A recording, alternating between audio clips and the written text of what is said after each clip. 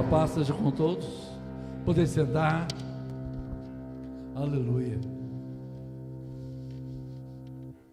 As crianças estão liberadas. Amém? Estamos aqui para celebrar uma vez mais a morte, a ressurreição de nosso Senhor Jesus Cristo, até que Ele volte para buscar o seu povo e a sua igreja. Amém? Aleluia. Vamos, antes da ministração da ceia, ministração da palavra de Deus, eu quero que você abra a sua Bíblia em Provérbios, livro de Provérbios, capítulo 30, versículo de 7 a 9. Salomão escreve Cantares na sua juventude, Provérbios na sua maturidade, e Eclesiastes ele escreve na sua velhice. Praticamente 3 faixas etárias, 3 ciclos na vida de Salomão, e quando ele escreve esses livros. E o capítulo 30, o capítulo 31, praticamente é um ditado de Agur, o 30, e de Lemuel, o capítulo de número 31. Provérbios, ele tem 31 capítulos, e é um livro que praticamente trata do caráter, da moralidade do povo israelita, e transferindo para os nossos dias, Provérbios também, ele atua na nossa vida cristã, na nossa formação cristã. Então, se você deseja ler a palavra de Deus, tem sede da palavra de Deus, de estar lendo, leia Provérbios. Praticamente, se você começar dia 1º de cada mês, tendo 31 dias, o mês todo você vai estar ministrando na sua vida esse aprendizado, o livro de Provérbios. Amém? Então vamos ler a palavra do Senhor. 2 coisas te peço, ó Deus, não me negues antes que eu morra. Mantém de longe de mim a falsidade e a mentira. Não me des nem a pobreza e nem a riqueza. Dá-me apenas o alimento necessário. Amém? Vamos ler o 10 também, por favor. Não fale mal do servo ao seu senhor, do contrário o servo o amaldiçoará e você levará a sua culpa.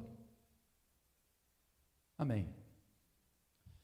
Amados, como nós falamos, Agur, eu fui pesquisar a vida desse rapaz, não fala muito sobre ele não, mas ele era filho de Jaque, e Agur praticamente ele, ao escrever, ao ditar essa narrativa da qual Salomão escreve, ele fala sobre uma profunda humildade.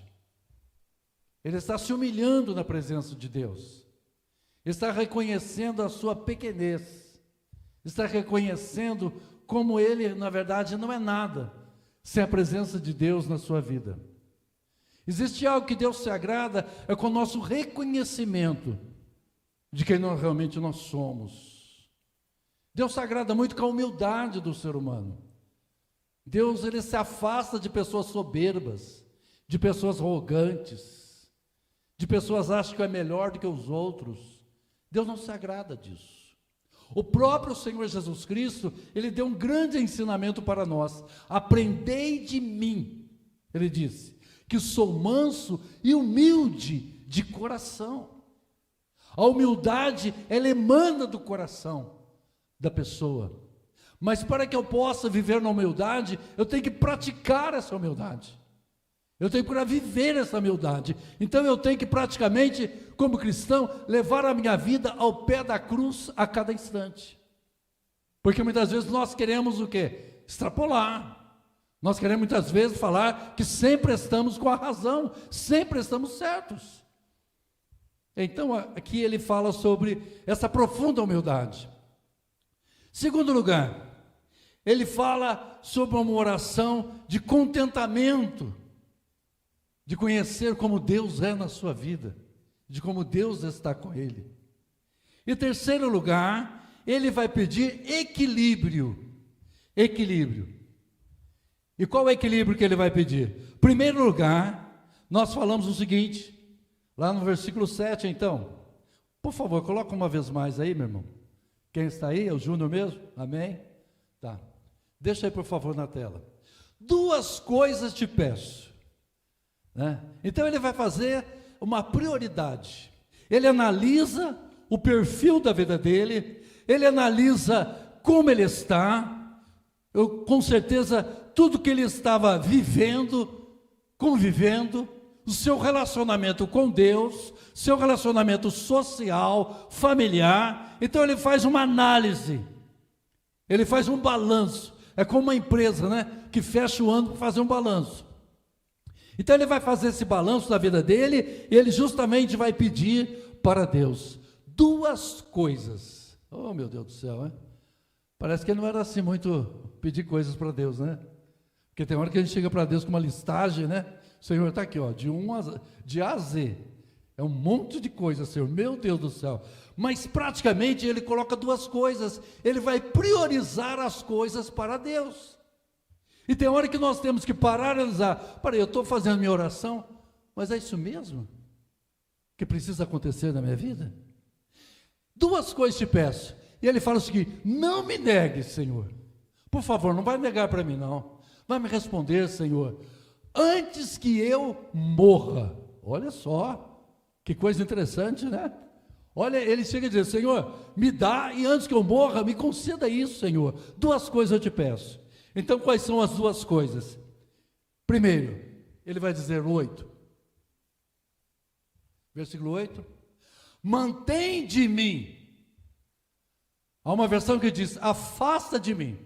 Deixa longe de mim, Senhor. Ele pede que duas coisas estejam longe dele. Se afaste da vida dele. Primeiro lugar, igreja, sabe qual é? A falsidade. Falsidade. Então ele falou: Senhor, eu não quero ser falso. Por que ele pediu isso? Porque com certeza ele tinha lá no interior um momento de falsidade. Você já conviveu com pessoa falsa? Já teve gente falsa perto de você? Não precisa levantar a mão, não. Né? A pergunta agora é: você já foi falso com alguém? Ai, ai, ai. Agora apertou. Agora apertou. A falsidade é uma hipocrisia. A pessoa fala da boca para fora. Ela fala, mas no interior ela está dizendo outra coisa. O próprio Senhor Jesus Cristo, ele olha para a nação de Israel em seus dias e diz o seguinte: vós, é como diz o profeta Isaías, vocês honram-me com os lábios, mas o coração está longe. Então, muitas vezes, pessoas se apegam a uma religiosidade, se apegam a uma crença, mas na verdade é falso aquilo. Falsidade. A falsidade, a pessoa está enganando a ela mesma, mas ela consegue, em determinado período, ser falsa com alguém e enganar alguém. Paulo fala o seguinte a Timóteo: Timóteo, é o seguinte, os homens vão de mal a pior, enganando e sendo enganados. A falsidade é o engano, em que a pessoa, ela trata alguém, mas na realidade, aquilo é uma tapeação. Falsidade. E é difícil, irmãos. E agora nós temos o século XXI, todo mundo sabe. Eu vou só dizer uma coisa que vocês sabem, né? Fake news. Fake news. Você vê no YouTube lá, você vê uma foto, meu Deus, é isso aqui? É só a foto. A pessoa faz aquilo para chamar atenção, para você entrar no canal dele, se inscrever, colocar o joinha, né? E com aquilo ele ganha ponto para ganhar o prêmio, o painelzinho lá, prata, ouro, não é verdade? Para ele ganhar dinheiro. Então, praticamente hoje, anunciar, proclamar falsidade, ganha dinheiro. E está cheio de gente que não tem o que fazer, fica trancado no apartamento, só lá montando falsidade, ganhando dinheiro.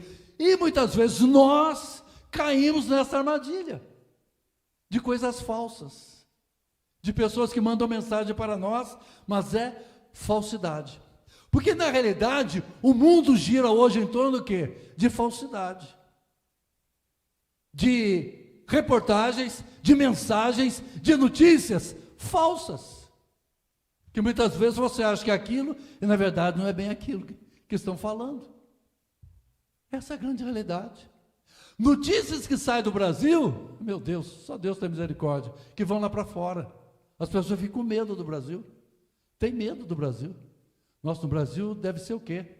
Uma vez eu recebi uma reportagem, olha que maldade, gente, dizendo que no Brasil não dá para vir porque só tem índio. Imaginava que só tinha flecha voando por todo lado. Olha só. Eu me lembro que eu estava na época morando no Bom Retiro e veio um camarada dos Estados Unidos no Brasil. Chegou um pastor norte-americano, chegou no Brasil, olhou aqui em São Paulo, falou: nossa, que coisa, vocês são próximos, não sabia não. Ah, então vocês têm casa? Tem casa própria? Eu não sabia não, pensei que vocês não tinham nada. Eu não imaginei que o Brasil era dessa forma. Então qual é? A mensagem negativa, a mensagem da falsidade, ela alcança um âmbito muito grande. E isto, Agur, ele pediu: Senhor, afasta de mim a falsidade. Não deixa ser falso, Senhor. E como nós, como igreja, não posso ser um cristão falso. Falso. É difícil hoje, né? Mas geralmente você pega uma nota de 50, de 100 reais, você vai no caixa, a medida fica toda assustada com o dinheiro. Ela prefere que você dê o cartão, ou faça o Pix. Ela pega aquela nota, ela dobra para cá, olha lá para cima, e não sei o que, fiscaliza a nota, e passa o dedo, vê se sai tinta, porque está cheio de notas falsas. Falsidade. Pessoas ganhando milhares e milhares de reais com fazendo dinheiro falso dentro de casa. É a falsidade. Pessoas lucrando com o que é falso. Pessoas estão ganhando muito dinheiro com isso. Estão ficando ricas, distribuindo, semeando falsidade. Então agora fala: Senhor, afasta de mim a falsidade. E o que ele completa aqui? E a mentira. A mentira. Se tem um casamento aqui que deu certo, é esse aqui. No mundo secular. A falsidade com a mentira. Se casaram. Eles estão casados, né, há muitos anos. E aqui não tem divórcio, não. E aqui é a morte que vai condenar os dois mesmo. É a falsidade e a mentira. Mentira. Há quem diga, um provérbio popular: a mentira tem perna. Amém, irmãos? Quem almoçou hoje? A mentira tem perna? É o que falam por aí. Mas a mentira hoje está com uma perna, hein? De corredor, de atleta. Mentira. Mentira é justamente o contrário da verdade. A verdade. E então Agur fala: Senhor, afasta também a mentira. Mentira. E um grande perigo nosso. Primeiro, falar mentira. Provérbios fala: eu fiz isso de brincadeira, eu menti de brincadeira. É só uma mentirinha. Meu irmão, ou é mentirinha ou é mentirona, ou é mentira. É mentira. E muitas vezes, muitos de nós lá atrás, falava mentira. Mentia de pé junto. Né? Então tinha coragem de falar: juro por Deus, pela alma do meu pai e da minha mãe. Mentira. Mentira. Eu não sei se você já assistiu o filme norte-americano, é que no momento que está diante do juiz, eles colocam a Bíblia e falam: coloca a mão sobre a Bíblia e fala: juro dizer a verdade, mas nada mais que a verdade. E a pessoa coloca a mão sobre a Bíblia. O falar, o ser humano fala, a questão é a pessoa realmente dizer a verdade. Então, muitas pessoas no dia de hoje vivem de mentira. Então, falar mentira. O segundo é viver um processo de mentira. Você fala uma coisa que você não é. Você vive um padrão de vida que você não tem, mas procura fazer. Porque todo mundo pode, por que você não pode? Tem pessoas que vivem uma vida de mentira. O camarada deve tudo, mas ele anda, parece que anda de Fórmula 1 na rua. Parece que anda não, mas vive uma vida de mentira. Famílias vivendo, casais vivendo uma vida de mentira. Nossa, vive tão bem aquele casal. Não, você não sabe. Mas é uma mentira. É um engano. Agur relaciona então sobre a mentira. Jesus declarou no Evangelho de João, capítulo 8, versículo 44, que Satanás, o diabo, é o pai da mentira. Então quem mente é filho de quem? De quem, irmãos? Deixa eu tomar água aqui. Se Satanás é o pai da mentira, então quem mente é filho do diabo. Mentira. Por isso que Jesus disse: e conhecereis a verdade, e a verdade vos libertará. Ou somos filhos da verdade, ou filhos da mentira. Não tem como uma pessoa que aceitou a Cristo de coração, de fato e de verdade, transformada pelo Espírito Santo, que ela anda no caminho da mentira, e que ela tem uma vida de mentira a cada dia. Não, ela não tem. Ela tem uma vida de verdade. Bendito seja o nome do Senhor nosso Deus. Aleluia. Então ele fala: longe de mim, Senhor, a falsidade, a mentira. Essa primeira coisa eu peço, que afasta de mim, Senhor, que não tenha na minha vida.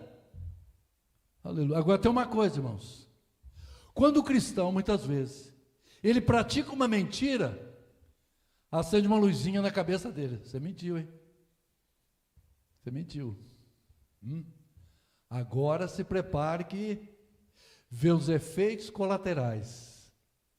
O diabo, ele extinga o cristão, ele nos tenta para nós mentirmos, ser falsos, mas ele nunca apresenta para nós os efeitos colaterais. E quando surgem os efeitos colaterais, você fala: meu Deus, o que eu fui fazer? E para consertar agora? E para falar a verdade agora? Como eu vou ter coragem? Mas é nessa hora que você tem que se arrepender da falsidade que você tem feito e da mentira que você tem propagado.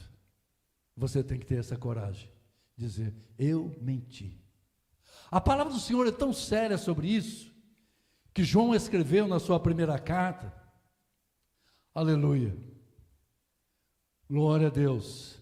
Olha o que está escrito, primeira carta de João, capítulo 2, versículo 1 a seguir, eu vou ler para vocês. Ele diz: meus filhinhos, escrevo estas coisas para que vocês não pequem. Se porém alguém pecar, temos um intercessor junto ao Pai, Jesus Cristo justo. Ele é a propiciação pelos nossos pecados, e não somente pelos nossos pecados, mas também pelos pecados de todo mundo. Amém? Sabemos que o conhecemos, se obedecemos aos seus mandamentos. Aquele que diz: eu o conheço, mas não obedece aos seus mandamentos, é mentiroso. Se você não obedece, é mentiroso. Conhece os mandamentos, obedece? Não, então você é mentiroso. Que coisa, hein? A Bíblia chamando a gente de mentiroso. Senhor, é para puxar a orelha mesmo, hein? E a verdade não está em nós. Mas se alguém obedece a sua palavra, nele verdadeiramente o amor de Deus está aperfeiçoado. Se dissermos que não temos pecado, somos mentirosos, e a verdade não está em nós. Que Deus nos ajude, irmãos. Aleluia, bendito seja o Senhor nosso Deus. Pastor, mas como fica determinada a situação? Como fica determinada a situação? Porque tem hora que a gente fica meio apertado, não fica, não fica? Né? De falar a verdade. De falar a verdade. Alguém chega em você, alguém chega em mim e vai dizer: pastor, sapato marrom com terno preto. Você não gostou, irmão? E agora, né? Tá lindo, tá bonito, tá combinando com a beleza, né? Pastor, tá ridículo, absurdo, não tá certo isso daí, tá horrível, não concordo com ele. A gravata, o nó da gravata, pastor, misericórdia, que coisa horrível, porque não pode mentir, tem que ser sincero. Não, mas aí você tem que entender, meu irmão, até que ponto essa sinceridade você não vai ferir. Aí sabe o que você faz? Compra um sapato novo para o pastor, né? Vai na 25 de março e compra outra gravata. Fala só, ó, o senhor gosta tanto de gravata que eu dei uma outra para o senhor. Então você consegue ter uma sabedoria para administrar. Por exemplo, né? A esposa muitas vezes chega no marido, ó, amor, você acha que eu estou gorda? Não, você está fofa. Você está fofa. Com esse frio agora, a gente se abraça, fica quentinho. Meu irmão, amor, você acha que eu estou ficando velho? Ela fala, não acho, tenho certeza. Aí arrebentou o cara. Arrebentou. Eu estou na mesma linha sua. Amor, você acha que eu estou perdendo cabelo? Não, tá não, que é isso? Não está não. Você não está perdendo cabelo, você está ficando mais charmoso. Então, existe uma coisa na nossa cabeça chamada inteligência, sabedoria, discernimento. E nossas palavras vão ferir as pessoas que estão à nossa volta. Então devemos tomar cuidado com a falsidade e a mentira. Segunda coisa, então, volta o texto lá, por favor, de Provérbios. Agora, olha só, não me des, eu não quero. Interessante, ele não quer. Esse camarada aqui não servia para pregar em culto de prosperidade, não. Já era. Não ia aparecer nunca na mídia para dar testemunho. Ninguém queria ele. Esse agora não servia. Ele não serve. Ele vai dizer, não me des nem a pobreza e nem a riqueza. Eu não quero ser rico, também não quero ser pobre. Dá-me apenas o alimento necessário. Que coisa, né, gente? Agora ele vai dizer por que isso aí. Ele vai dizer o seguinte, porque se eu tiver riqueza, eu vou perguntar, quem é o Senhor? Verso 9, por favor. Verso 9. Se não, deixa aí por favor, se não, tendo demais, tendo excesso, tendo muita riqueza, eu negaria e te deixaria e diria, quem é o Senhor? Para que eu preciso de Deus? Para que eu vou no culto? Olha a minha condição financeira, olha a minha aplicação, olha a minha garagem, olha o carro que eu tenho, olha plano de saúde, olha minhas finanças, minha economia, meus bens, meus filhos, tudo estudando, viajo para fora do Brasil quando eu quero. Para quê? Quem é o Senhor? Para que eu preciso de Deus? Então ele diz, tendo demais, olha só, tendo demais. Eu me lembro de um casal de pastores, uma vez ele mesmo me disse, há tempos atrás, há muitos anos atrás, isso é coisa de, há mais de 20 anos, ele falou assim, pastor Alencar, Deus me abençoou, eu comprei um apartamento na praia, aí, trabalho de segunda a sexta, sexta fechava a empresa, ia para a praia, voltava domingo à noite, sexta-feira fechava a empresa, praia, domingo à noite. Eu parei de ir na igreja. Eu parei. Era só trabalho, lazer, trabalho, lazer, trabalho, lazer. Quem é o Senhor? Não precisa mais. Não tem mais referência. O domingo, que é o dia do Senhor, não é mais o dia do Senhor, é meu também. É meu também. Hoje, se nós paramos para pensar, tem pessoas que trabalham numa escala a 6 por 1, está uma confusão aí, né? para administrar no Brasil. Tá ou não tá, gente? Né? Agora tem gente que tem escala 7/0. 7 deles, 0 para Deus. É 7. É 7 para ele. Trabalho, trabalha. Aí se ele morrer, vai deixar uma riqueza para a viúva. É trabalhar. Você já percebeu que nós trabalhamos 35 anos, damos o suor, e trabalhando. Aí depois de 35 anos, você se encosta no SUS. Médico para a coluna, médico para a cabeça, médico para a orelha, médico para todo lado. Aí praticamente você só cuida da sua doença. É doença a todo momento. Parece que enquanto a gente está trabalhando é bom. Aleluia. Quem é o Senhor? Você já pensou que pergunta desagradável? Quem é o Senhor? Quem é Deus? Quem é Jesus na minha vida? Se eu tendo muito? Agora ele vai dizer, e se eu ficar pobre? E se eu ficar pobre? Esse pobre aqui, analise como um nível de praticamente mais de sofrimento mesmo. Ou seja, é uma pobreza extrema. É uma pobreza já passando por um nível de miséria mesmo. Enquanto que a riqueza é excessiva. Ser rico não é pecado não, meu irmão. Ser rico não é pecado. A questão é a riqueza excessiva que você se apega a ela. Paulo chega a dizer, o amor ao dinheiro é a raiz de toda espécie de males. Pessoas que amam o dinheiro, se contentam com o dinheiro, vivem pelo dinheiro, amam o dinheiro. Eu me lembro que lá no Bom Retiro, uma certa feita, uma senhora israelita me procurou, ela trabalhava de corretora, uma imobiliária, e ela falou assim, conversando com ela, falou, pastor, meu pai morreu, né? Meu pai morreu, e a gente correndo com dinheiro para lá, para cá, para poder fazer o velório, o sepultamento dele, fizemos, com dívida e tudo mais. Aí, depois que meu pai morreu, fomos lá na casa dele, começamos a olhar debaixo da cama, debaixo do sofá, encontramos caixa de leite, dessa descartável, cheia de dólar dentro, tudo podre. Ele usava o leite, tirava o leite ali, né? Usava, e ia colocando nota de dólar enroladinha, enfiando tudo lá dentro. Apodreceu. Foi para o lixo. E a gente passando dificuldade. Dinheiro é para gastar, meu irmão. Mas com controle, com sabedoria. Sabe o que está acontecendo no nosso país? No mundo de uma forma geral, é a Beth, não é a Beth daqui da igreja, que é uma bênção de diaconisa da igreja.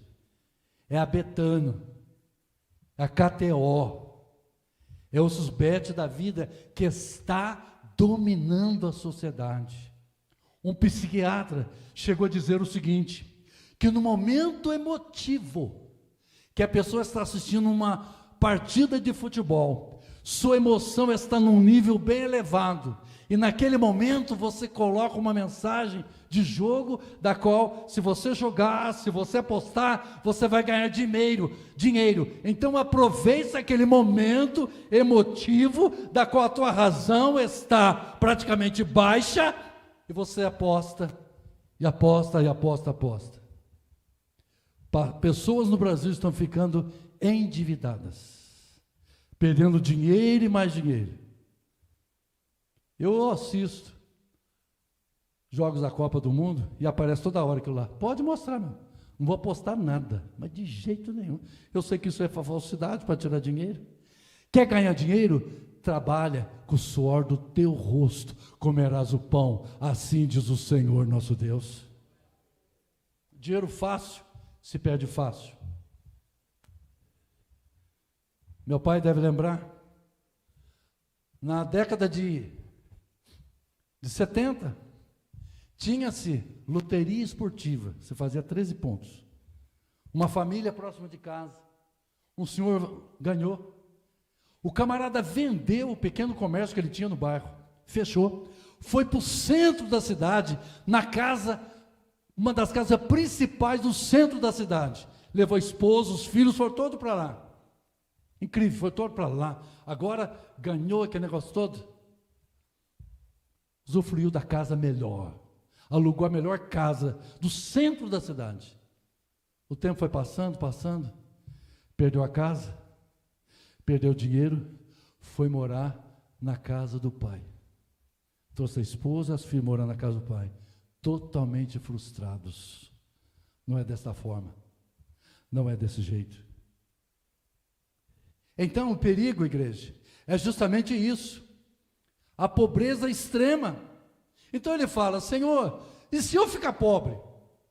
Pode vir a roubar. Olha só, eu vou roubar, eu posso fazer coisa errada, eu posso desonrar, fazer coisa desonrada, ou seja, eu posso fazer coisas ilícitas, falcatruas, eu posso muitas vezes fazer coisas indevidas, Senhor, se eu ficar pobre, entrar na miséria.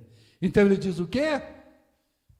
Assim eu vou desonrar o teu nome, Senhor. Portanto, Senhor, me dê equilíbrio. Tem equilíbrio, meu irmão. Tem um equilíbrio na sua vida. Bendito seja o Senhor. Não queira justamente ter uma riqueza excessiva, mas também é lógico, não, eu quero uma pobreza extrema. Não, não é isso. Mas você tem que buscar equilíbrio na sua vida. Tudo na nossa vida, irmãos, precisa de equilíbrio. Tudo na nossa vida tem que ser temperado. Tudo na nossa vida, nós temos que entender um parâmetro da qual não seja um extremo ou outro, para que possamos ter paz e segurança em nome do Senhor Jesus Cristo. Glória ao nome do Senhor nosso Deus. Eu estava analisando aqui, segundo o IBGE, 8% da população mundial, 648 milhões, está na linha da extrema pobreza. No Brasil, aproximadamente 2 milhões na extrema pobreza. Isso é triste, para nós analisarmos. A Bíblia não condena a riqueza, mas a ganância ela condena. Apego excessivo, autoconfiança nos bens que a pessoa adquire, isso a Bíblia condena. Não é pecado você ter riqueza, o pecado é a riqueza ter você. Ter dinheiro não é pecado, o pecado é o dinheiro ter você, dominar você, ser o foco da sua vida, ser o centro da sua existência. Não, irmãos, não. Meu sogro, o pastor Raimundo, dizia: o dinheiro é como um Deus para muitas pessoas, a pessoa se apega a ele. Quando entra uma crise financeira no casamento, muitas vezes é uma artimanha de Satanás para destruir um relacionamento conjugal. Porque enquanto tudo está bem, vão vivendo. Mas quando surge uma crise financeira, aí praticamente desmorona o casamento. E muitos casais sofrem por causa disso. Sofrem principalmente quando, muitas vezes, ambos trabalham. E a questão é, quando ambos trabalham, é saber somar o ganho dele e o ganho dela. O ganho é dos dois. Tem que saber somar. Porque eu conheci muitas pessoas em que de repente um ganhava mais do que o outro. Isso trouxe uma consequência gravíssima. Desculpa a expressão, o ganho financeiro naquela família foi uma desgraça, uma ruína para acabar um relacionamento conjugal. O que adianta isso? O que resolve isso? O que eu aprendo? Quando se casam, ambos estão construindo o casamento. Em todo aspecto do amor, do sentimento, do relacionamento, dos bens materiais, da economia, do financeiro, ambos estão construindo juntos. Bendito seja o nome do Senhor nosso Deus. Por isso que até quem diga, né? Quando a pessoa, no estado de São Paulo não usa muito não, mas em Minas usa. De você chamar a tua esposa de meu bem.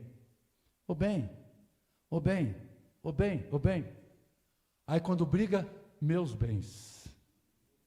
Meus bens. Aí está tendo plural, porque praticamente parte do princípio.